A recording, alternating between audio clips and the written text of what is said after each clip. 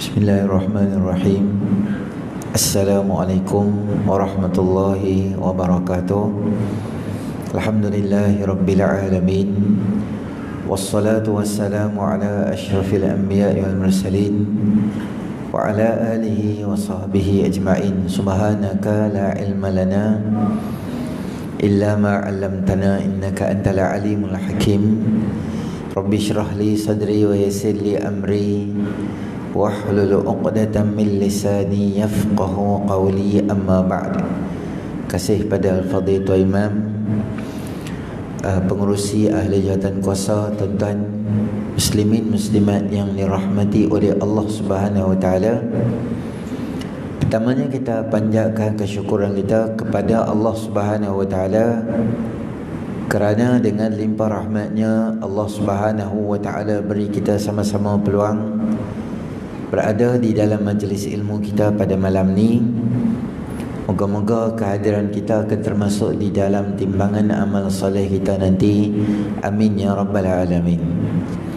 Tuan-tuan muslimin rahmati oleh Allah,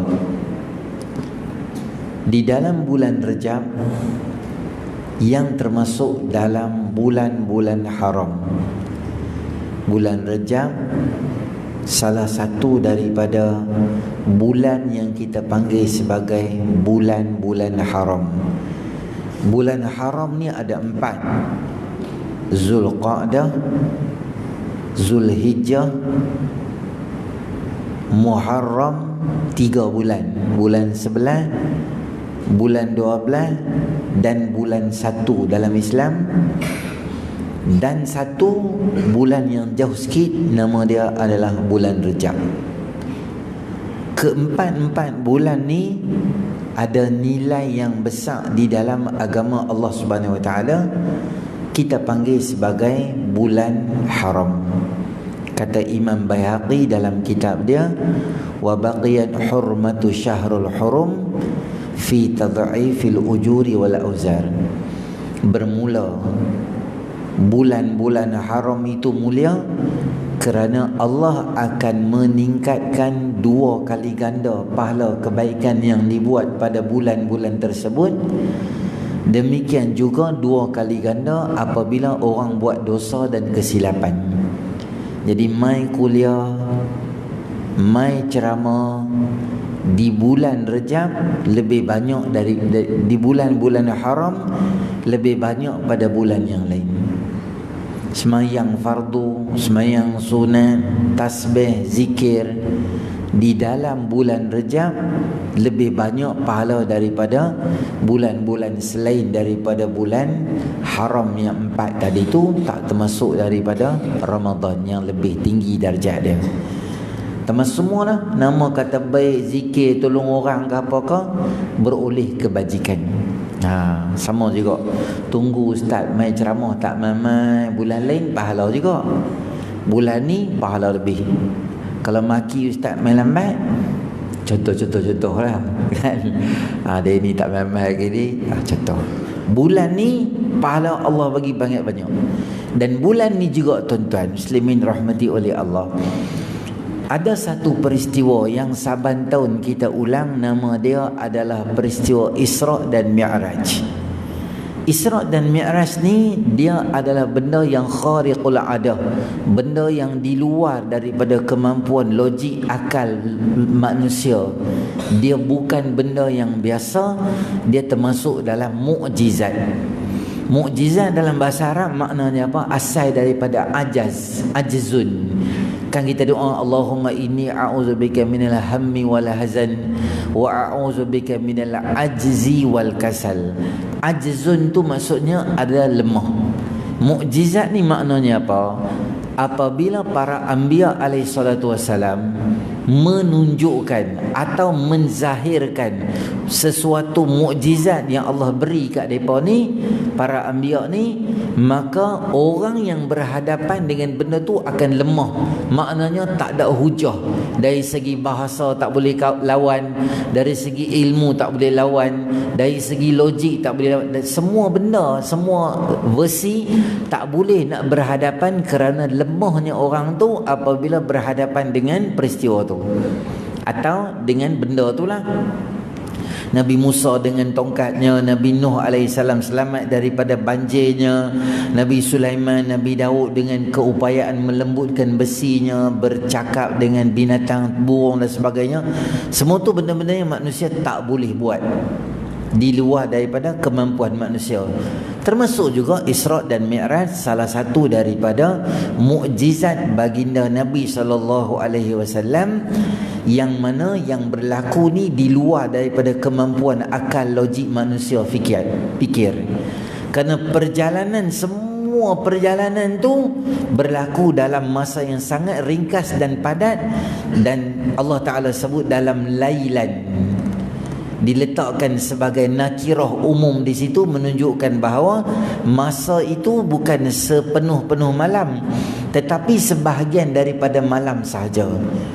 Sebahagian daripada malam, kesemuanya, kerana masa ni dia adalah milik Allah Subhanahu Wa Taala. Masa ni dia milik Allah. Saya beritahu kat tuan-tuan, dalam surah Al-Kahfi, Allah Subhanahu Wa Taala bagi beberapa orang pemuda Ashabul Kahfi ni, mereka masuk dalam gua, mereka tidur dalam gua tu dalam tempoh yang lama. Ni cek depan ni, cek nama apa? Ni baju biru ni, kamulah, nama apa? Kamulah, I'm talking to you. Syaril tahu tak Ashabul Kahfi? Tak tahu, tak kenal. Dia tu belah lah. Macam dia duduk belakang, dia boleh selamat. Baju koko tu, tepi-tepi sikit dia nak jawab. Tepi-tepi, bagi muka dia jadi glamour, jadi live malam ni. Cek nama apa? Lari pi mana? Duk setui ya. Orang boleh cari kat rumah. Nama apa? Hakim. Akif. Tahu tak Ashabul Kahfi tidur berapa lama? Tak tahu lah. Kamu tahu tak kamu tidur berapa lama? Kamu sendiri kamu tahu apa tidur lama? Tahu. Okay. 309 tahun. Masa mereka lari masuk dalam gua dan duduk dalam gua tu 309 tahun, yang luar biasa dan hebatnya, di luar gua, tuan-tuan muslimin rahmati oleh Allah, di luar gua waktu berdetik bergerak, tetapi detikkan waktu yang sama dikunci oleh Allah di dalam gua, menyebabkan mereka ni kulit mereka 309 tahun tak bergerak, tak tua, kening, rambut, badan, lapak, usus, pergerakan badan manusia tu dikunci. Maknanya apa saja benda yang berlaku di dalam tu dipauskan oleh Allah, di luar tu digerakkan masa, sehingga khalifah, tukar, raja, macam-macam dah tukar kat luar ni, tapi dalam tu seolah-olah siapa pun tak nampak, projek pun tak lalu, projek perumahan tahun tu macam orang tak tahu apa benda di situ, kerana masa tu adalah milik Allah Subhanahu Wa Taala. Orang yang mati zaman Nabi Allah Musa alaihissalam, tempoh dia akan rasa dalam kubur, kalau dia baik, dia macam sembahyang 2 rakaat sahaja. Walaupun hang mati 4 jam lagi nak kiamat, atau hang mati dalam keadaan yang pendek masa dekat dengan kiamat, tapi hang orang tak baik, hang akan rasa tempoh azab kubur yang sangat lama. Perasaan, masa, semua ni atas dalam genggaman Allah Subhanahu Wa Taala, Allah yang jaga. Maknanya apa dia? Perjalanan Isra' dan Mi'raj ini adalah dia termasuk dalam salah satu daripada mukjizat, kerana yang menjalankan baginda Nabi SAW adalah Allah Subhanahu Wa Taala. Bila Allah yang jalankan, makna tak ada sesuatu yang kita boleh persoal pada dia. Dia balik kepada nombor satu pada keimanan pada Allah Subhanahu Wa Taala. Kalau Allah nak, innama amruhu idza arada syai'an an yaqula lahu kun fayakun. Subhana man khazainuhu bainal kafi wan nun. Maha suci Allah yang seluruh khazanahnya terkumpul di antara 2 saja huruf, kaf dan nun. Apa dia? Kun fayakun. Bila Allah kata jadi, benda tu akan jadi. Kerana Allah Ta'ala ni tak memerlukan kepada sesiapa pun nak tanya apa-apa dak. pada dia, melainkan manusia kena tanya. Baik, dalam peristiwa Isra' dan Mi'raj ni tuan-tuan, saya akan ringkas dan ambil beberapa poin-poin penting yang boleh kita ambil sebagai ibrah dan pengajaran untuk kita pada malam ni. Yang pertama, sebelum baginda Nabi SAW nak pi jumpa Allah Subhanahu Wa Taala, Jibril alaihissalam datang, buka pintu dan bagi tahu kita akan berjalan. Dan proses yang pertama yang berlaku pada Nabi SAW adalah pembedahan dada, cuci dan sucikan hati Nabi SAW. Kata para ulama ketika mensyarahkan hadis Isra' dan Mi'raj, keikhlasan hati yang bersih. Kalau kita nak jumpa Allah Subhanahu Wa Taala, maka hati kita tu kena bersih. Tuan-tuan, ramai di kalangan masyarakat kita hari ini yang dia ada masalah hati yang sangat besar. Dia tak boleh orang cantik pada dia, dia tak boleh orang kaya pada dia, dia tak boleh orang bahagia daripada dia, dia tak boleh orang seronok daripada dia. Maka dia rasa ada kekurangan dalam diri dia, dia tak suka, dia benci, dia sihir. Orang-orang yang ada perasaan macam ni di dalam hati dia, maknanya orang ni dia ada halangan-halangan nak menuju pada Allah Subhanahu Wa Taala. Banyak hari ni kalau kita tengok kawan kita buka perniagaan, kita seronok, kita doakan bagi dia boleh berjaya berniaga dia. Kalau kawan kita baru kahwin, kita doa kat dia supaya perkahwinannya tu akan kekal dalam kebahagiaan.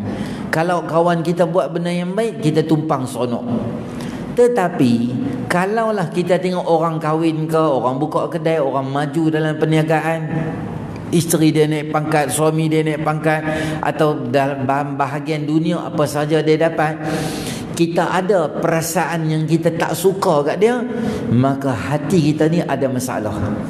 Keikhlasan dalam hati kita tu boleh dipersoal balik. Maka ini benda pertama yang kita kena buang dan kita kena sucikan daripada hati kita. Semoga perjalanan kita menuju pada Allah Subhanahu Wa Taala ni, nak dekatkan diri kita dengan Allah Subhanahu Wa Taala, maka perjalanan tu dia akan cantik dan bersih. Bukan kata institusi lain. Kadang-kadang kita buat masjid pun orang jadi itu. Ahli jawatan kuasa masjid buat program, ahli jawatan kuasa masjid buat ceramah, ahli jawatan kuasa masjid buat sesuatu pengimarahan untuk masjid. Tetapi ada di kalangan orang dalam grup WhatsApp, taman ke, kampung ke, kawan-kawan ke, akan WhatsApp dalam tu dia akan cerita apa dia? Dia akan cari keburukan, dia akan cari kesilapan. Dia akan tengok tang mana yang dia nak cari pasal dengan orang, dia akan cuba cari pasal. Padahal benda tu dia tak buat pun. Kadang dia main masjid pun tak. Tetapi dia suka supaya kalau program tu tak jadi ke atau benda sajalah menyusahkan orang. Ada tak benda ni dalam masyarakat? Ada. Sebab tu tuan-tuan muslimin rahmati oleh Allah, kena bersihkan hati kita daripada benda-benda yang lain. Saya kadang-kadang tuan-tuan pergi ceramah. Bila pergi ceramah ni, ahli jawatan kuasa pun kadang-kadang dia ramai abang, ke masjid ni lah, masjid lain. Dia kata, ustaz, malam ni ustaz sampai, ustaz kena taruh betul-betul dekat jemaah, bukan dekat jemaah, dia kata kat orang kampung. Sebab orang kampung ni ada tak mau main sembahyang lah, malam ni kira ustaz taruh betul-betul memang dia kata. Saya pun kata tak apalah dia. Salahnya kita apa dia? Bila kita buat sesuatu benda yang baik, ceramah ke apa ke, kita kena ingat apa? Malam ni biar aku yang kena teruk kali, bukan orang lain. Sebab yang nak jadi baik ni aku. Aku tak mau orang lain jadi bagus, orang lain jadi elok, tapi dalam masa yang sama aku jadi tak elok. Bukan masjid ni lah, setengah masjid kadang-kadang orang buat ceramah, ahli jawatan kuasa dia main, tolak meja, buka semua-semua meja semua, lepas tu dia hilang, tak tahu pergi mana. Pergi mana? Masuk dalam pejabat, bancuh kopi larat dengan kopi janda, cicah biskut Jacob, lagi isyak dia main. Okey ustaz, semua okey ya, saya buat ya, okey boleh azan dia pun qomat tu, dia pun azan gitu. Apa benda pun dia tak tahu. Bagus ya aku ni, tak okey. Kita main. Sebab tu kita nak tahu cari benda yang salah. Kadang kita bila kita rasa ceramah ke program-program agama ni, kita rasa bukan untuk kita, untuk orang lain. Jadi bila kita kena tegur, kita rasa macam uish, tak betul ni. Jadi kita jadi marah. Ada sekali saya pergi ceramah tu, lebih awal, pakcik tu duk azan. Sunnahnya azan, tuan-tuan, tangan ni buh dalam telinga, bila kita tutup, suara kita akan jadi kedap macam studio. Kita tak dengar apa benda. Jadi suara kita akan jadi kuat. Semata-mata suara, dia tak ada gangguan yang lain. Letak tangan dalam telinga. Kalau kita buat macam ni, boleh juga, tapi masuklah juga dalam tu. Kalau kita buat macam ni, depan sikit ni, tak tahulah. Kalau mungkin macam ni, mungkin dia sakit gigi, masa tu klinik kesihatan tak buka. Kalau dia depan sikit, tak tahu macam nak jadi typing dah apa semua. Sunnahnya apa? Letak dekat mana? Letak kat telinga. Bila saya sampai masjid, tengok Pak Haji tu duduk azan. Saya pun dalam ceramah tu, dalam duk cakap tu, teringat cakap lah pasal pakcik tu. Kata apa kat dia? Tak kata lah pakcik tu, saya kata umum lah. Azan ni, kalau azan, buh tangan di telinga macam tu lah. Start pada bulan depan tu, saya tak nampak ada dia. Beberapa bulan saya tanya kat mereka, mana pakcik tu? Dia kata, ustaz tahu tak, hari last ustaz dia main masjid adalah hari yang ustaz tegur pasal Bilal tu. Lepas tu sampai hari ni tak main masjid dah. Saya kata, awak? Dia kata dia merajuk sebab ustaz tegur dia. Tuan-tuan tengok poin dia. Sebab bila kita main masjid, kita ingat kita dah bagus. Bila kita main masjid, kita ingat kita dah okey. Sebab kita ingat ceramah ni untuk orang lain. Patut ceramah ni untuk kita. Sebab kita ni siapa boleh tegur? Isteri boleh tegur dekat rumah? Tak boleh tegur. Isteri boleh tegur? Tak boleh. Kita isap rokok dulu kan. Sebelum kahwin isap rokok. Lepas tu isteri kata, abang berhenti lah isap rokok. I janji dengan you, nanti dah kahwin I berhenti isap rokok. Tuan-tuan, saya nak abang ranjau. Dia tak nak berhenti, pembunuh besar ya. Dia habak nak berhenti, takkan berhenti. Berapa lama dah kahwin? 40 tahun dah menikah, haram. Dia takkan berhenti. Satu rokok pun dia takkan berhenti. Jadi isteri nak tegur tak boleh. Anak-anak nak tegur, bagi bom jangka habis tu.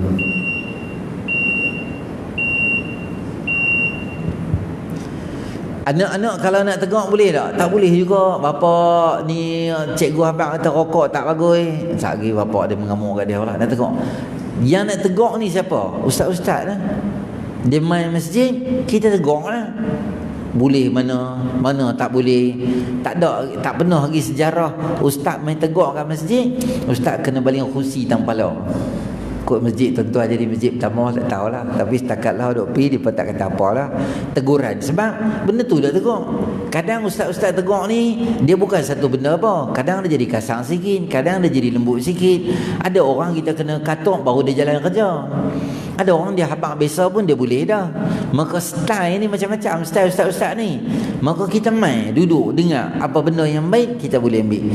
Kalau dalam hati kita masih ada perasaan-perasaan yang tak baik, rasa diri tak boleh ditegur, ada rasa diri tak boleh dinasihati, maka kita nak menuju pada Allah Subhanahu wa taala tu, dia ada sangkut sikit, tak boleh dekat diri dengan Allah Subhanahu wa taala yang sangat rapat, dekat diri dengan Allah Subhanahu wa taala.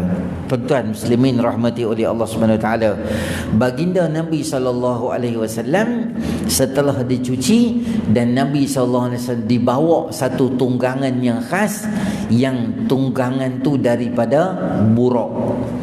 Kalau tuan-tuan tengok kadang-kadang di kedai-kedai ataupun di internet, di Google dan sebagainya, dia akan bayangkan buruk ni kepala dia macam perempuan sampai ke leher dia, dan badan belakang ni dia campur dengan kuda, atau dia macam nak main macam kuda lah. Belakang tu, kepala tu adalah kepala tu kepala manusia, kepala orang perempuan. Saya tak tahu di mana dapat benda tu, dan kita pun tak tahu sejauh mana. Bukan, fakta tu tak betul. Kalau ada gambar-gambar macam tu dekat rumah, tuan-tuan tolong buang dan tuan-tuan tolong turunkan. Kerana tu seolah-olah merendahkan martabat Nabi SAW, seorang perempuan kepala separuh badan dengan tu. Itu bukan fakta dia. Fakta dia adalah Dalam hadis sebut, burung ini binatang tunggangan Nabi SAW yang khas, yang apabila dia punya perjalanan ni maddal basar, sejauh mata memandang sampai panjang ke mana, sampai panjang tu kaki dia boleh bergerak, kaki dia boleh bergerak. Maknanya jalan dengan cepat dan laju. Demikian kenderaan Nabi SAW. Tapi walaupun pakai kenderaan yang hebat, walaupun menunggang binatang buruk yang sangat hebat, Nabi SAW tak ada sombong di dalam diri Nabi SAW. Dalam Syama'il disebut, ada seorang perempuan yang dia ni fi aqliha syai', ada sesuatu di akal dia. Rawi tak berani habaq lah dia tu macam gila ke, tak. Sebab dia sahabiah, orang yang jumpa dengan Nabi, beriman dengan Nabi, fi aqliha syai', maksudnya ada benda lah di kepala dia ni. Kadang macam cakap pun tak apa tepat, tak apa terus macam tu. Dia jumpa Nabi SAW, dia kata saya ada benda nak cakap dengan kamu. Nabi duduk tepi jalan, dengar dia punya luahan perasaan dia. Maknanya Nabi layan. Orang bagi kat aku hadiah yang berjumpa, hadiah kecil-kecil, orang jemput aku ke mana saja aku akan pergi. Itu tawaduk baginda Nabi SAW. Kita kalau orang panggil kenduri kahwin, tengok dulu lokasi. Kalau belah pulau tu, cari tabung haji ke, balai rakyat Dewan Patani ke, jalan Patani yang sedap-sedap, catering sempoi-sempoi, kita sampai ya. Kalau kenduri bawa flat, kenduri celah-celah kampung, sewa kemah dewan kau tu, jemputlah kenduri kahwin lah, kita kata tengoklah sempat kumai lah, malah layan. Maknanya dalam hati kita ni ada benda yang syok, ada benda yang tak syok. Kita cari benda-benda yang syok sahaja. Ini sebenarnya kena buang di dalam hati kita yang ada sombong di dalam hati kita. Sebab sombonglah iblis, dia dilaknat dan dikeluarkan daripada syurga. Aba wastakbara wa kana minal kafirin. Dia enggan, dia kufur pada Allah Ta'ala. Sebab apa? Wastakbara, sebab dia sombong, kata Allah Subhanahu Wa Ta'ala, dia keluar. Maka sifat itu, sifat mazmumah yang pertama yang berlaku di langit adalah sombong. Sombong adalah dosa hati atau mazmumah yang pertama yang berlaku di langit, sehingga Allah Ta'ala turun mai iblis ke muka bumi ni disebabkan dosa dia sombong. Tak boleh tengok orang senang, dia rasa diri dia kemai, dia rasa diri dia hebat pada orang. Maka ini yang kita nak ambil daripada Isra' dan Mi'raj, supaya jangan ada di dalam hati kita perasaan aku lebih bagus pada dia ni, aku lebih kemah pada dia ni, aku lebih masuk syurga awal pada dia ni. Sebab kita hak main semayang ni tuan-tuan, belum tentu diterima oleh Allah Subhanahu Wa Taala. Cuba kita angkat dalam ramai-ramai ni, siapa yang boleh confident dan confirm habaq, ustaz semayang maghrib saya diterima oleh Allah? Tak boleh. Saya dan tuan-tuan tak berani habaq. Siapa boleh habaq, insya-Allah ustaz, Ramadan saya tahun lepas saya puasa tu, semua tu Allah dah terima dah. Kita tak boleh habaq tu. Sebab tu bila kita main semayang, perkara pertama kita buat selepas kita bagi salam apa dia? Adalah istighfar pada Allah. Sebab apa istighfar? Saya bukan buat dosa, saya berdiri belakang imam, saya semayang, saya duduk di masjid. Sebab apa saya kena istighfar? Sebab tu kita tak tahu ibadah kita diterima ke tak. Mungkin dalam semayang kita rasa sombong, mungkin dalam saf ramai-ramai kita rasa kita bagus. Sebab apa? Aku rasa aku bagus sebab janggut aku lebih banyak pada orang. Aku lebih bagus dalam masjid ni sebab jubah aku lebih elok pada orang. Mungkin aku pakai yahanana rida, akulah lebih bagus pada orang. Kita tak mau perasaan kita lebih hebat dan lebih bagus. Perasaan tu perasaan mazmumah yang dicela di dalam syarak. Nabi SAW walaupun naik tunggangan yang sangat hebat, tetapi Nabi tak ada sifat sombong pada Allah Subhanahu Wa Taala. Demikian Nabi SAW sampai ke Palestin, di Baitul Maqdis di Palestin. Sampai di situ ada dua riwayat. Riwayat yang pertama menyebut bahawa Nabi SAW sembahyang dengan semua semua Nabi-Nabi di Masjid Aqsa. Ada satu lagi riwayat menyebut Nabi SAW sembahyang setelah balik daripada Isra' dan Mi'raj. Dah habis Mi'raj dah turun, baru Nabi SAW sembahyang dengan para anbiya. Kerana setiap kali Nabi SAW naik ke langit, sampai ke pintu yang pertama, kata Allah Ta'ala, wa futihatis samaa'u fakanat abwaba, dan dibukakan pintu-pintu langit, dan di langit itu ada pintu, kata Allah Ta'ala. Maksudnya, dia specialnya di Palestin tu tak tahulah, mungkinlah satu-satunya jalan untuk menuju ke langit itu adalah merujuk kepada bumi Palestin tu, naik di atas tu tempat yang naik jumpa Allah Subhanahu Wa Taala. Jadi setiap langit tu ada nabi-nabi yang duduk. Sebab apa ada nabi-nabi yang duduk? Sebab dia ada kaitan dengan peristiwa sebelum berlakunya yang kita panggil Isra' dan Mi'raj. Isra' Mi'raj ni tuan-tuan, dia senang je tuan-tuan ingat, berlaku disebabkan Allah Subhanahu Wa Taala nak beri sedikit, nak tenangkan hati Nabi SAW apabila dua figure yang sangat hebat yang bantu kerja dakwah Islam yang meninggal dunia, yang nama dia Khadijatul Kubra bintu Khuwailid, isteri Nabi SAW, dan juga Abu Talib, pakcik Nabi SAW, meninggal dunia. Depa dua orang ni lah yang cover Nabi SAW kalau apa sahaja berlaku. Beberapa kali geng-geng Quraisy ni dia mai jumpa, wahai Abu Talib, bagi tahu Ustaz dekat anak menakah hang, tolonglah jangan buat kerja Islam, dia sakit ke dia tak sihat ke dia tak ada duit ke dia nak markah lawa-lawa, kami cari bagi kat dia ada masalah apa. Dua kali depa pernah mai jumpa, tetapi Abu Talib bila cakap dengan Nabi SAW macam Nabi ni tak apa layan. Macam Nabi SAW tak layan, semangat dakwah yang tinggi, sehingga Abu Talib kata, tak apalah Muhammad, hang buat je, aku akan backup kamu. Jadi mereka nak pukul lebih-lebih pun. Abu Talib ni dia ada jawatan, macam bahasa kita esko kerajaan negeri lah, macam ahli majlis lah, macam orang yang ada jawatan dan orang yang dikenali. Mereka tengok, aku kalau tak fikir panjang, aku tengok Muhammad ni kecil besar. Tapi duk fikir kalau aku pukul dia, jadi isu pula, dia ni dengan esko pula, ada jawatan pula, orang kenal pula. Disebabkan pakcik ni dia jadi banyak kali fikir sangat lah. Bila adanya Abu Talib yang cover baginda Nabi SAW, dia rasa macam berat, macam susah sangat nak pergi ke depan, nak belasah. Dan juga yang jadi sayap kanan dan kiri Nabi SAW, nama dia adalah siapa dia? Namanya adalah isteri Nabi SAW, Khadijatul Kubra. Khadijah ni Nabi sayang sangat dekat dia, sebab Khadijah ni adalah orang yang pertama beriman dengan Nabi SAW. Daripada perkongsian hidup itulah lahir semua anak-anak Nabi SAW. Ketika orang semua tak suka, Khadijah lah orang yang jaga, belai, bagi moral support dekat Nabi SAW. Masa Nabi balik mai dalam keadaan menggeletak, takut tu, Khadijah kata tak apa. Dia cerita semua benda baik menyebabkan jadi tenang.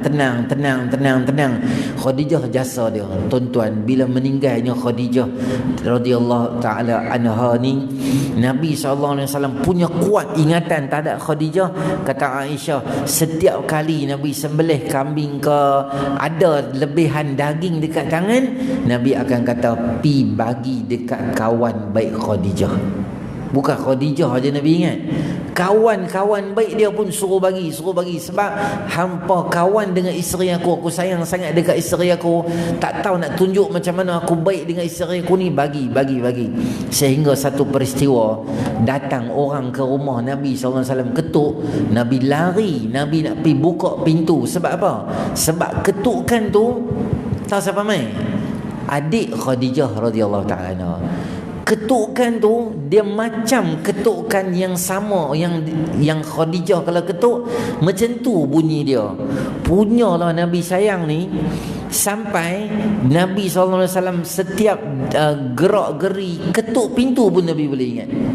Kira Nabi suka kongsi dengan Aisyah. Nabi kata, aku dengan, kalau bahasa kita mudah macam ni, aku dengan Khadijah ni, kalau kami pergi market kami lalu jalan ni, kalau kami pergi malam-malam makan malam-malam kami makan kedai ni.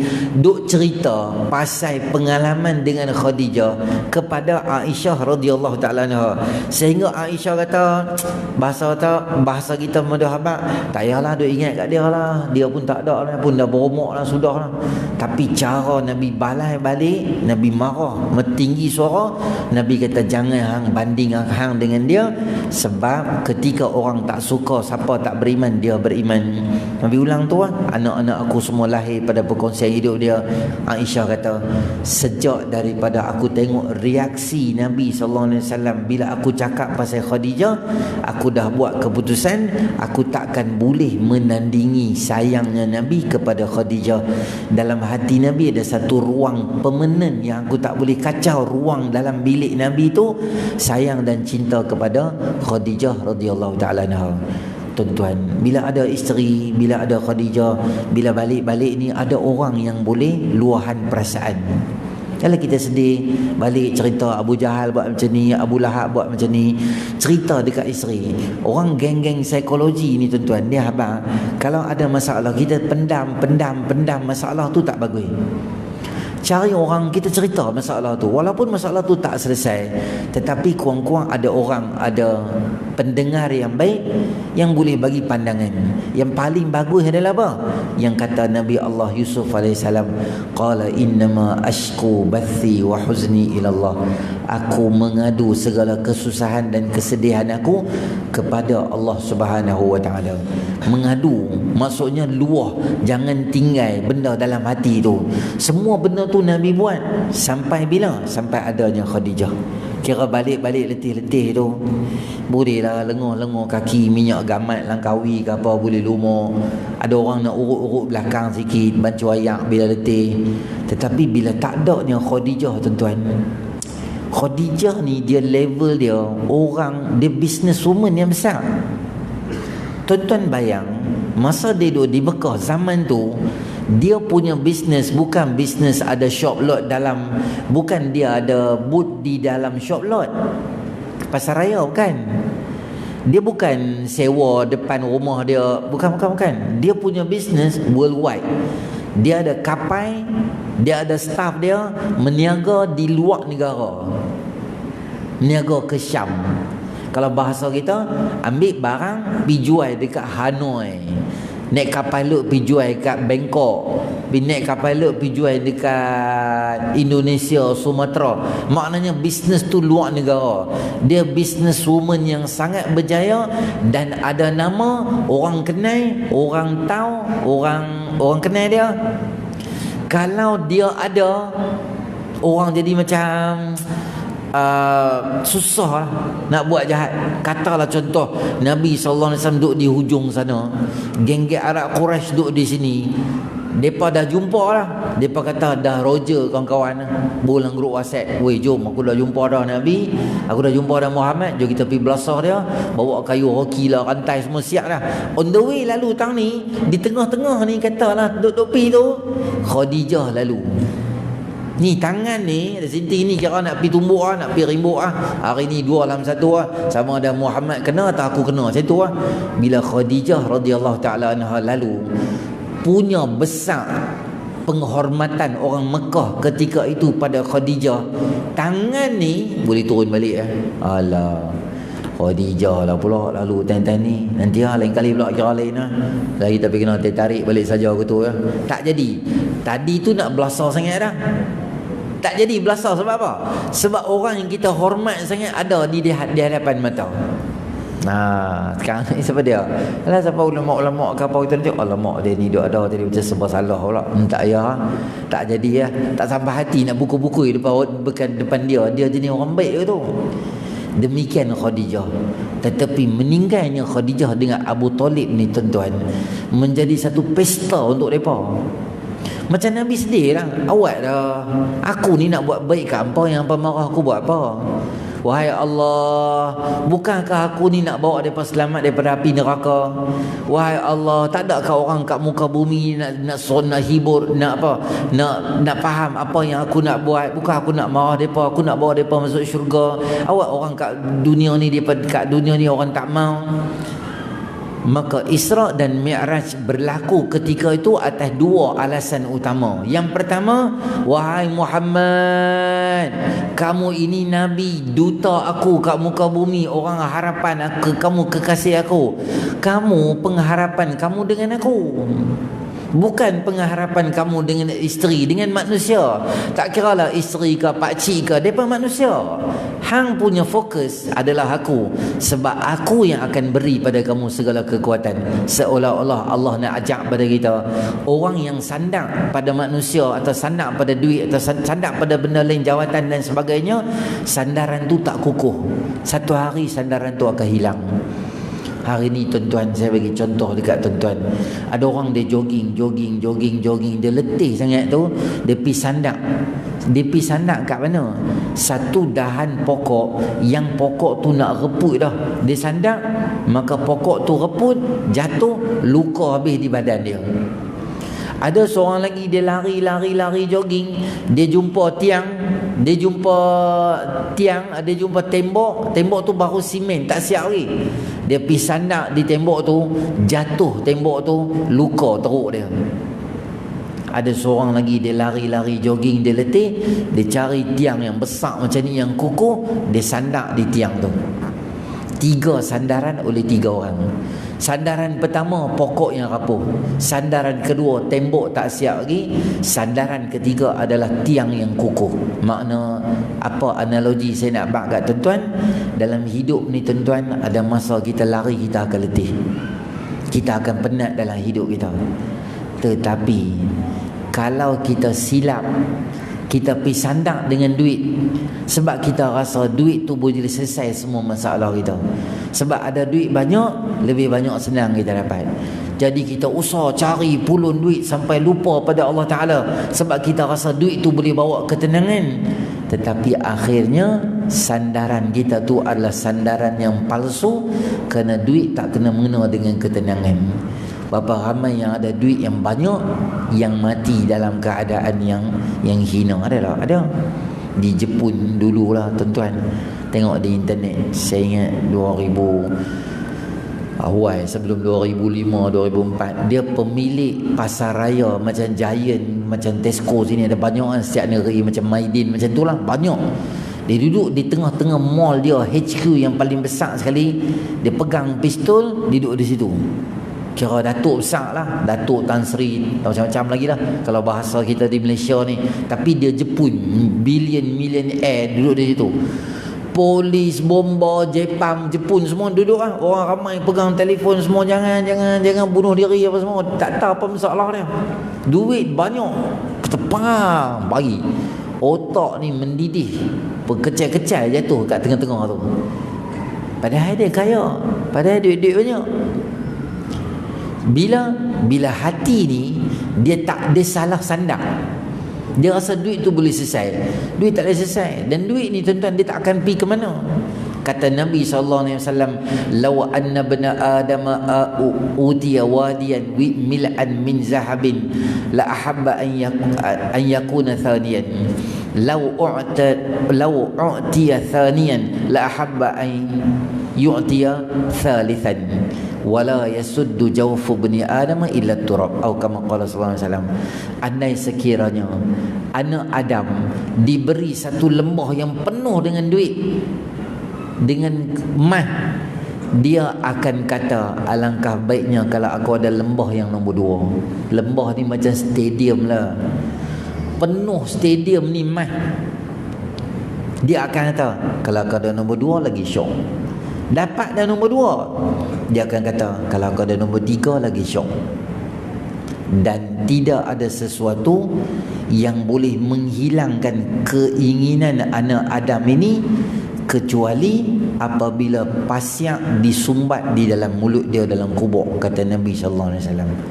Maknanya sandaran pada duit ni dia tak ke mana. Dia perlu, tetapi bukan matlamat sehingga dia melupakan kita pada Allah Ta'ala. Disebabkan cari duit ni sampai lupa nak semayang, sampai lupa nak mengaji, sampai banyak benda-benda keluarga pun tak terabai gitu je. Sandaran yang salah. Ada orang sandak dia nombor 2 tadi apa dia? Sandak dengan perempuan. Dia ingat dengan ada perempuan, dengan berzina boleh selesaikan masalah dia. Berlaku dalam tempat kita ni lah. Jual sendiri berlakon, sendiri jual kat orang. Jadi figure pula. Sekarang ni orang-orang yang mempromosikan penzinaan, dia pula menjadi figure. Sekali buat live bawah tu, stay strong brother, we love you. Saya pun nak jadi macam jam kot, loading pahai apa ni, macam bagi semangat kat dia untuk teruskan perzinaan pula. La ilaha illallah Muhammad Rasulullah. Sandak tu sandak yang salah. Dan orang yang sandak yang paling tepat sekali pada dia, sandaran yang paling kukuh, sandaran pada Allah Subhanahu Wa Taala. Bila sandak di tiang yang kukuh, dia tak akan rebah, dia tak akan pecah, dia tak akan reput dan dia tak akan rosak bila sandak pada Allah. Sebab tu dalam peristiwa dalam kehidupan kita hari ni, apa saja benda kita main, mula-mula kita balik pada Allah Subhanahu Wa Taala. Kalau tak ada, tuan-tuan muslimin rahmati oleh Allah, kita akan tengok ramai masyarakat kita hari ini beralih tumpuan daripada benda yang lain, sehingga menyebabkan Allah tu kosong di dalam hati dia. Itu Allah ajak kita dalam Isra, supaya Nabi SAW tumpuan dia bukan pada manusia, pada Allah. Yang kedua, untuk hiburkan Nabi SAW. Dia sedih untuk gembirakan hati orang. Hari ni tuan-tuan menjadi sunnah, kata Nabi SAW, ahabbul a'mali ilallahi ba'dal faraidi idkhalus sururi fi qulubil mu'min. Amalan yang sangat disukai oleh Allah selepas daripada amalan fardu, semayang, puasa, wajib, semua ni Allah suka. Selepas border bawah pada benda-benda fardu ni apa dia? Menggembirakan hati orang Islam. Menggembirakan hati. Sama ada yang gembirakan tu kita gembirakan hati isteri kita, menggembirakan hati anak-anak kita, kita tolong orang dalam kesusahan. Apa saja benda baik yang kita boleh buat yang boleh menyebabkan orang jadi seronok, maka perkara tu adalah sunnah yang sangat besar, yang hari ni kadang-kadang kita terlupa nak buat benda tu. Ada benda yang kita boleh ringankan orang, ada benda yang kita boleh mudahkan orang. Kita jangan susahkan orang. Orang berurusan dengan kita, kita ada jawatan, kita mudahkan urusan orang. Kita ada kewangan, kita boleh bantu orang, kita bantu orang mana yang patut, mana yang boleh. Kerana kesemua tu termasuk dalam benda yang menggembirakan hati orang. Allah Subhanahu Wa Taala menggembirakan hati Nabi sallallahu alaihi wasallam dengan bawa Nabi pada Mi'raj. Demikian kalau kita dengar orang baby baru beranak, kata Allah Ta'ala, fabasyarnahu bighulamin halim. Kami beri berita gembira padanya dengan kelahiran baby. Nabi Allah Ibrahim AS diberi berita gembira lahirnya Ismail AS. Sunnah bila kita dengar orang dapat baby, dapat anak, dia seronok bila dapat anak, maka sunnah kita menggembirakan dia. Tahniah, dia buat dalam grup WhatsApp taman kita, alhamdulillah isteri saya telah berjaya selamat melahirkan baby kami yang ketiga dengan selamat. Doakan keselamatan orang semua dekat bawah tu. Tahniah, insya-Allah selamat. Kami doakan baby bagus apa semua macam-macam. Ada seorang dia buat kat situ, dia kata bukan hang beranak dah tahun lepas. Tu nama dia Mangkuk Ayun. Betul kan? Tak boleh cakap macam tu dengan orang. Baby kat dia beranak setahun 14 kali pun isteri dia kot. Tak boleh beranak. Baby kat dia, dia bukan beranak minta duit mak menekah hang buat loan. Dia beranak, dia dapat rezeki, tu rezeki dia, anak dia akan doa kat dia. Kita, Allah pun bagi berita gembira. Yang meresahkan orang buat apa? Dia kata tu anak hang tu kecil lagi dah, beranak pula, tak dandan hang ni. Dia boleh bulan grup WhatsApp macam tu pula. Walaupun hang rapat dengan dia, hang PM lawak kawan-kawan tu lain lah. Boleh dalam umum macam tu. Tak kena macam tu tuan-tuan. Gembirakan orang. Dia seronok, kita buat sesuatu bagi gembirakan dia. Sama walaupun bagusnya kadang-kadang gembirakan hati isteri. Bukan tunggu birthday je. Bila-bila lah kita pergi mana-mana, beli mana-mana barang, beli bagi kat dia. Dia seronok dapat hadiah tu. Dan isteri bila suami beli barang, macam tu lah suami kadang-kadang dia bukan pandai kan nak beli-beli barang ni. Kasut dia tak apa pandai. Dia janganlah tunjuk muka macam benci sangat ke benda tu kalau suami beli. Suami beli kain kat dia, nak buat kain lah, nak buat baju ke apa ke.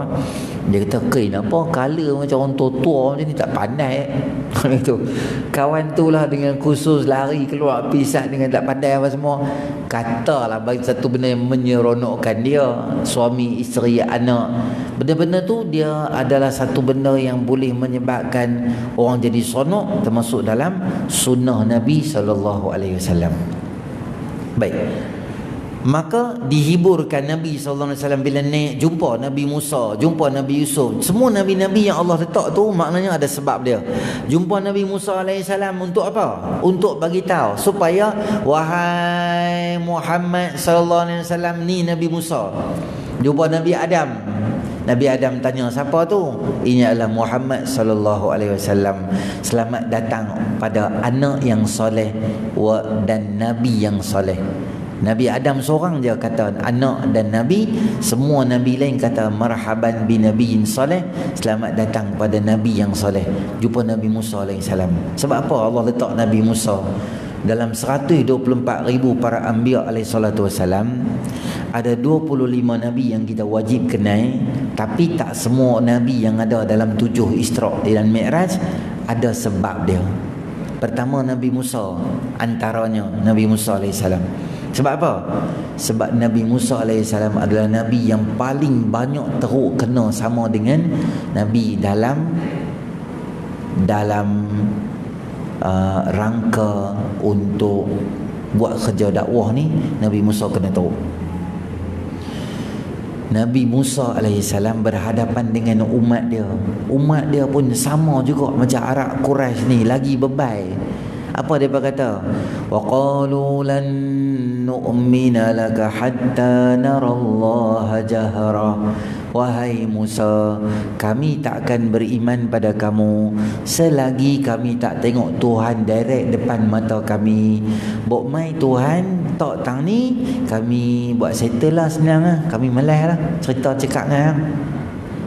Nabi Musa AS tinggal saat 40 hari. Tinggal Nabi Harun AS Samiri. Apa dia buat? Dia cari gelang-gelang emas yang ada dekat Bani Israel, perempuan ni semua. Dia lebong, dia buat macam ijil, macam anak lembu yang kecil, yang ijilan lahu khuar, macam ada suara.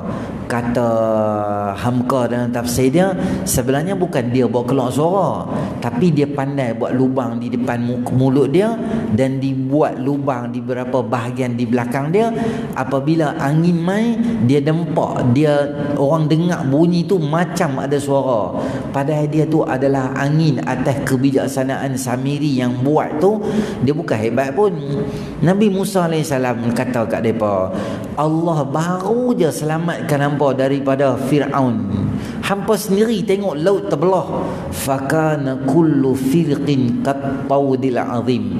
Setiap belahan macam gunung yang tinggi tu. Manusia katalah besar ni. Ni manusia besar ni. Belahan tu sampai atas tu, ayak laut tu. Manusia besar ni. Depan mata hampa tengok Fir'aun mati. Laut yang sama kita selamat, laut yang sama Fir'aun mati. Allah dah buat hebat kat hampa dah. Yang hampa pergi sembah berhala ni sebab apa? Oh, bebai umat Nabi Allah Musa AS buat kat dia macam-macam. Apa dia ketika Nabi Musa AS ajak mereka masuk Baitul Maqdis, mereka kata apa? Idhab anta wa rabbuka faqatila inna hahuna qa'idun. Musa, hang bilangan Tuhan hang pergi perang, kami duduk sini ya. Dah habis hang beritahu kami masuk. Kamu pergi dengan Tuhan kamu. Jual ayat. Kalau bahasa Filipina, ni ambil ya, tu anak semua malah kami ngau macam orang dok ada orang tu dah settle ni hang miss call kami saya kami pi ya. Macam tu level juah. Umat Nabi sallallahu alaihi wasallam ada buat begitu, ada. Wa qalu lan nu'mina laka hatta tafjura lana minal ardi yanbu'a.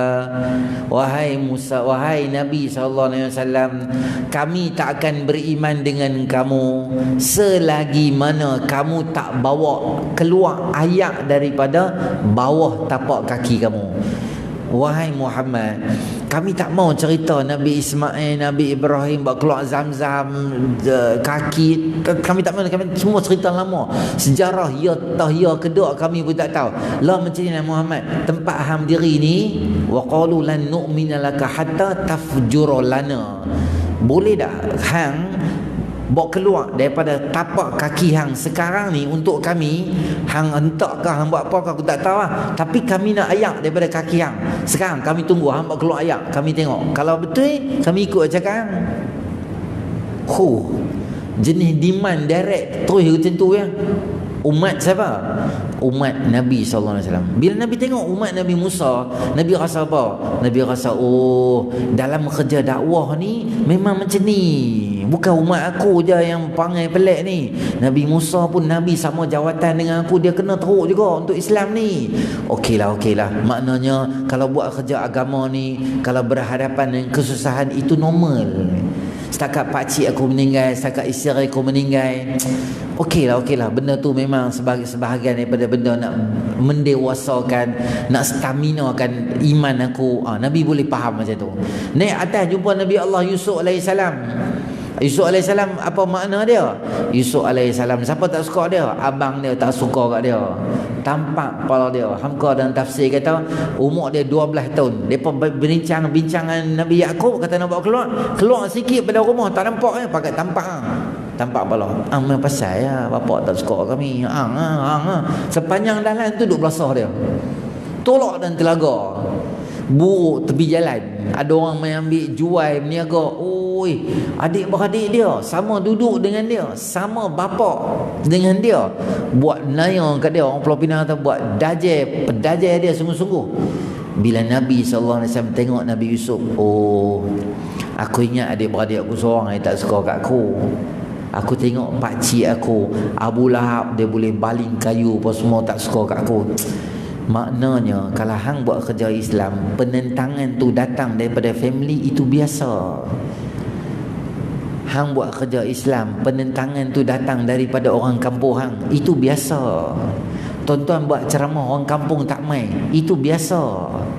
Tuan-tuan buat ceramah adik-beradik kita tak main ceramah kat Masjid Surau, itu biasa. Jangan risau. Memang mana-mana tuan-tuan pergi sentuh lah. Saya tanya pengurusi macam mana, dia kata tak ada saya, kampung kami tak, mereka tak mau main. Tu budak yang main ni semua geng-geng luar ni. Saya kata tahu, Haji tahu. Dia kata saya, kampung kami tak ada orang, budak-budak muda semua tak ada, tak tahu pergi mana. Saya kata ada. Cuba Haji buat kambing golek. Saya kata dia main. Mesti main. Han nak tahu kampung ada tak ada orang, han buat kenduri kahwin, buat kat masjid. Han tengok macam lipas kena spring reset dia keluar main. Pengurusi tu kata, ya Allah, ramainya budak-budak muda kampung aku tak tahu kan. Ramai lah, sebab ada sekolah menengah, ada sekolah rendah. Mesti ada budak tu mesti duduk kampung kita ke? Ada, cuma dia tak main. Jangan risau dan jangan sedih kalau kita buat kerja Islam, orang buat naya kat kita, jangan risau. Kita pegang pengerusi AJK, ahli jawatan kuasa, orang cakap lebih kurang bab agama. Yang cakap tu kadang-kadang orang agama juga, yang cakap tu kadang-kadang geng tak main semayang, yang cakap tu kadang-kadang orang kampung juga. Jangan risau. Sebab apa? Sebab itu adalah biasa dalam kerja Islam. Kerja Islam dia tak boleh manja macam agak-agak gitu. Dia kena jadi macam pensel. Dia lagi sharp, lagi tajam. Bakar besi, lagi katok. Besi tu tak ada nilai, dia akan jadi pedang, jadi kuat. Biasa untuk Islam ni dia kena katok, untuk Islam ni kena paku, untuk Islam ni kena sharp, kena tajam, kena luka, baru dia jadi kental. Nabi SAW ada mengadu dalam dakwah ni semua bila? Sebelum Isra Mi'raj. Balik Isra Mi'raj tuan-tuan, tak ada satu riwayat kata Nabi macam tak larat, letih, ada jiwa-jiwa lemah, tak ada. Nabi main perang, lawan, tak puas hati, fight, sembahyang, tak ada dah. Sebab apa? Keyakinan penuh pada Allah Subhanahu Wa Taala. Lepas tu Nabi ajak pada kita, Imam Nawawi dalam kitab dia Al-Azkar, kalau kita buat program masjid, pegang surau orang tak mai, penentangan macam Nabi, susah, payah dan sebagainya, saya ajak kat tuan-tuan doa yang diajak oleh Nabi SAW, yang disebut oleh Imam Nawawi dalam Al-Azkar, bab apa yang disebut ketika orang tu berada dalam keadaan sedih. Baca ayat terakhir daripada surah At-Taubah. Fa in tawallaw, ayat penuh dia fa in tawallaw. Fa in tawallaw faqul hasbiyallahu la ilaha illahu alaihi tawakkaltu wa huwa rabbul arsyil azim. Tapi Nabi suruh kita baca hasbiyallahu la ilaha illa huwa alaihi tawakkaltu wa huwa rabbul arsyil azim. Berapa kali baca? 7 kali lepas subuh, 7 kali lepas asar. Ada orang dia PM dekat saya, dia kata kat saya, Ustaz, mak mentua dia tak suka kat dia. Anak 2 orang. Bila dia balik kampung, mak mentua dia asyik-asyik, lelaki suami. Mak mentua dia cari pasal dengan dia. Ada je benda tak betul yang ni apa semua sat-sat dia haru. Saya rehat sikit kat TV, dia kata suami tak guna, macam-macam dia kata. Saya jadi penat lah Ustaz, saya tengok balik rumah mentua saya. Saya pun kata lah kat dia, tak apalah, hang baca benda ni 7 pagi 7 asar. 2-3 hari lepas saya jumpa dia. Dia kata, Ustaz, dia pegang tangan saya, terima kasih Ustaz, dia kata awak. Saya kata faham. Dia kata ayat yang Ustaz bagi tu saya selalu baca. Tu jadi apa? Miracle Ustaz. Keajaiban berlaku dalam hidup saya. Saya daripada mak mentua saya pandang saya hina sebelah mata dengan adik-beradik semua. Sekarang ni bila saya balik kampung, ada saja benda yang menyebabkan orang jadi kagum dan rasa macam respect, rasa macam hormat. Tak ada dah dia cakap lebih kurang kat saya ni. Saya pun jadi seronok dah. Saya kata ayat apa? Ayat tu lah hasbi Allah, dia kata. Dia baca ayat ni. Ayat ni ada dekat mana? Surah At-Taubah. Tuan-tuan senang macam ni. Buka surah Yunus juzuk 11. Surah Yunus tu di belah kiri. Dia ada dekat ayat terakhir 127 ke 129 ke 128 macam tu. Di bawah sekali ni ayat terakhir. Dia kanan, di bawah, atas surah Yunus. Kalau tuan-tuan buka surah At-Taubah nak cari hujung lambat, cari awal surah Yunus, reverse belakang satu ayat tu ada. Sedih, susah. Sekarang ni kan serabut macam-macam. Alah, gaji tak cukup, rumah tangga jadi tak bahagia, rasa macam semak dada, anak cakap lebih kurang dengan kita, anak baru darjah 4 melawan cakap, anak baru tingkatan 2 tak bagi telefon, dia mengamuk maki kita 8.2 kilo, padahal kita mak dia, kita bapak dia. Kita sedih dengan perbuatan isteri kita. Ada benda yang sedih berlaku dalam hidup kita tak? Ada. Maka baca doa ni. Bila Nabi SAW jumpa semua Nabi-Nabi yang diletakkan oleh Allah SWT, maka Nabi SAW ni macam ketat balik, Allah perketat balik skru dakwah tu. Kerja Islam ni bagi kejap, bagi kemas balik. Maksudnya apa? Biasalah, susah ni biasa, adik-beradik tak suka. Okey, mood tu bertukar dah. Mood tu macam ready nak terima susah. Kita ni tuan-tuan kalau jumpa orang susah sama-sama kita jadi macam semangat sikit kot kan. Contoh kena ranjau umrah kan, kata pun ranjau emas sekarang kan isu banyak, siapa masuk dalam pelaburan emas kena ranjau betul. Kita pergi balai polis 3-4 orang pergi buat laporan sebab ada satu pelaburan dia ranjau kita. Kita pun keluar daripada tu, ada 3-4 orang duk sembang kat luar. Muka pun sama bara macam kita juga. Kita kata dia, hangpa ada apa ni? Dia kata, kami lah. Korang ajak dia ni, dia ambil duit kami, dia buat pelaburan palsu semua. Oh iya, aku jumpa aku terajang dia. Kita tanya kat dia, siapa? Dia abang nama sekian-sekian. Kita kata, hampa pun kena, kami pun kena. Orang ajak tu, kita pun tambah. Orang Pulau Pinang kan, kali amput, maki pula lagi. Sama-sama geng pula, buat macam. Jadi kita ni dalam keadaan serabut.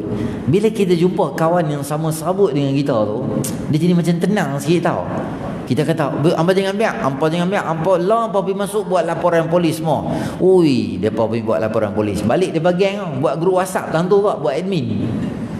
Sama-sama susah, sama-sama kena ranjau. Jadi ada orang, maknanya tengok Nabi-Nabi ni, okey, kerja Islam ni bukan kerja yang senang. Kalau aku buat kerja susah sikit, itu biasa. Nabi SAW balik pada Isra' dan Mi'raj, Nabi balik dengan fresh, dengan satu suasana yang baru, dengan semangat yang baru, dengan macam kita kata apa, visi dan misi tu macam perkemas balik. Macam tu bahasa kita. Untuk kerja dakwah tu, Isra' Mi'raj banyak bagi benda yang kuat pada Nabi SAW. Baik, mandakan masa yang tak banyak, saya cakap tuan-tuan 1-2 benda lagi. Antara benda penting yang Nabi SAW singgah adalah ketika berada di Masjidil Haram dan Masjidil Aqsa. Perjalanan Nabi SAW nak bertemu dengan Allah Ta'ala, nak ambil perintah sembahyang 5 waktu tu, singgah di 2 masjid, Masjidil Haram, Masjidil Aqsa. Menunjukkan bahawa kita ni, kalau dalam rangka atau era kita nak dekatkan diri kita dengan Allah, kita tak boleh tinggal masjid. Masjid ni kena main selalu. Dengar azan Allahu Akbar, kita main sembahyang. Subuh ada, main subuh. Zuhur, Asar, Maghrib, Isyak, semua waktu kita main. Kita nak tahu kampung tu, orang kampung tu dia macam bagus tak bagus, kita tengoklah jumlah kehadiran sembahyang. Kalau main kuliah macam ni, program agama penuh-penuh macam ni, macam tuan-tuan main, kita yakin bahawa orang kampung tu semua bersatu hati, dan orang kampung tu bagusnya orang lah. Kau sebab ada makan. Kata kami pun saja ya Ustaz, ranjau Ustaz, malam ni ada ration baiknya kami main ya. Malam-malam esok tak ada Ustaz dengan Tok Imam lah, kami malas layan lah. Tu tak dia tuan-tuan main lah. Larat hari-hari pengurusi nak buat makan kat apa, mampu dia pun jadi kurus tu. Tu kan kata sembahyang Jumaat Masjidil Haram pun tak lepas oh. Main kita ada ceramah, kita main duk. Kita pun bukan pandai dengan bab agama ni, adalah sikit-sikit belajar macam tu. Jadi banyak benda yang kita masih ketinggalan, kita bawa main diri kita, agama kita dengan masjid lah. Tak utamanya, saya nak abang kata tuan-tuan, ceramah ni berjaya tahu bila? Bukan malam ni. Malam ni saya tak kira berjaya lagi. Saya bagi KPI kat tuan-tuan, indikator dia apa dia? Adalah esok subuh. Kalau esok subuh tuan-tuan boleh main macam ni, main sembahyang, maknanya tuan-tuan telah berjaya buat Isra' dan Mi'raj tu, berjaya.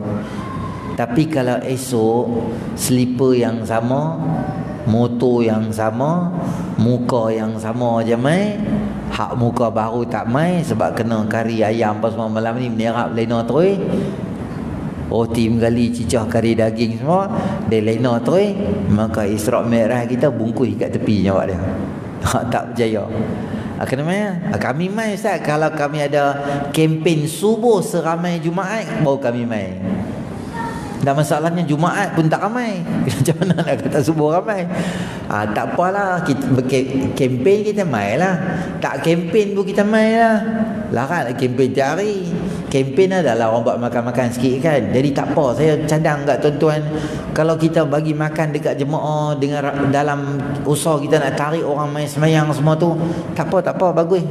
Tu satu benda yang baik. Ni budak-budak main semayang, ada masjid bagi RM3, ada RM2, duit raya, duit sekolah bagi RM5 ada. Boleh ustaz? Boleh, tak apa, kita galakkan mereka main semayang supaya mereka rasa dekat dengan masjid surau. Ada masjid bagi hadiah, dia sedia macam buku kan. Budak-budak main semayang tu tanda. Cukup 10 kali dapat beg sekolah, cukup berapa kali ke dapat hadiah apa-apa ke. Jadi dia nak dapat, dia tak amount yang besar, mungkin dia pergi sebab, mungkin dia pergi sekala, mungkin benda-benda yang boleh bagi encourage dia untuk main semayang, boleh buat tak? Boleh. Tapi yang besar-besar ni macam mana Ustaz? Masjid mana itu dia buat bagi motor, siapa main semayang subuh dapat motor sebiji. Allah, bagus ya. Boleh main, boleh lagi. Motor second tak apa, motor baru tak apa, bagi insya-Allah. Duit tuan-tuan jangan risau, sekali dia main balik Kita bagi, Allah hantar main ganti balik. Motor main sangat Ustaz.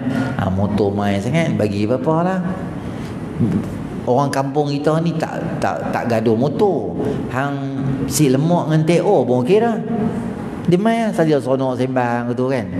Kita gunalah idea apa-apa untuk tarik orang ke masjid. Dan terakhir, bila main masjid ni semayanglah tuan-tuan. Itulah benda yang besar dalam Isra' dan Mi'raj, nak bawa orang ke arah sembahyang. Kita hak lelaki, sahabat, mailah semayang dekat masjid dan surau. Masjid surau ni tuan-tuan, dia terjaga tomak ninah kita. Tomak ninah kita terjaga. Kalau tidak, tomak ninah kita tak jaga. Saya beri contoh. Adik ni lah, ni adik yang pakai baju hijau ni, panggil pakai kopiah tu. Tu. Cek. Mari sini. Saya tunjuk contoh kat tuan-tuan Tapi orang duk rakam. Bawa rakaman semua. Tuan-tuan tengok ni kan, bila kita semayang dekat rumah, saya tengok dia tomak ninah tu, maksud dia apa? Dia berhenti sebentar. Tapi ramai yang bila dia semayang, contoh dia rukuk, dia berhenti kan, tapi badan dia tak berhenti, dia macam bergerak-gerak macam tu. Lepas tu dia pantui naik turun. Macam tu nama semayang dia bungkui. Dia tak okey. Sami Allahu liman hamidah.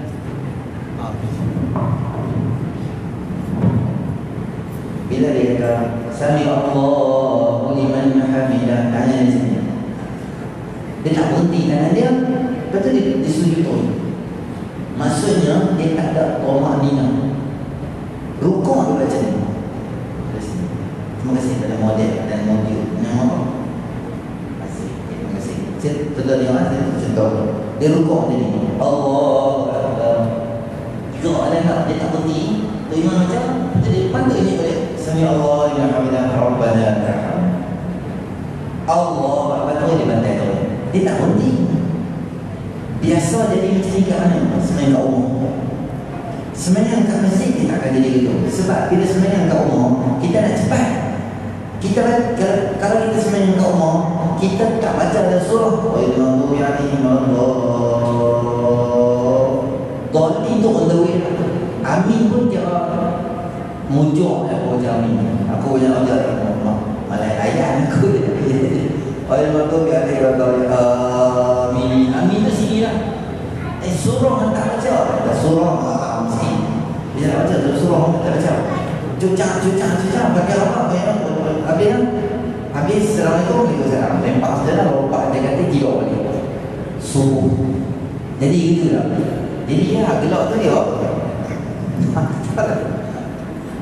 Kalau tuan-tuan main semayang dekat sini, katalah Tok Imam tu kalau dia nak pergi satu tempat pun, dia hanya akan potong dekat wirid sahaja.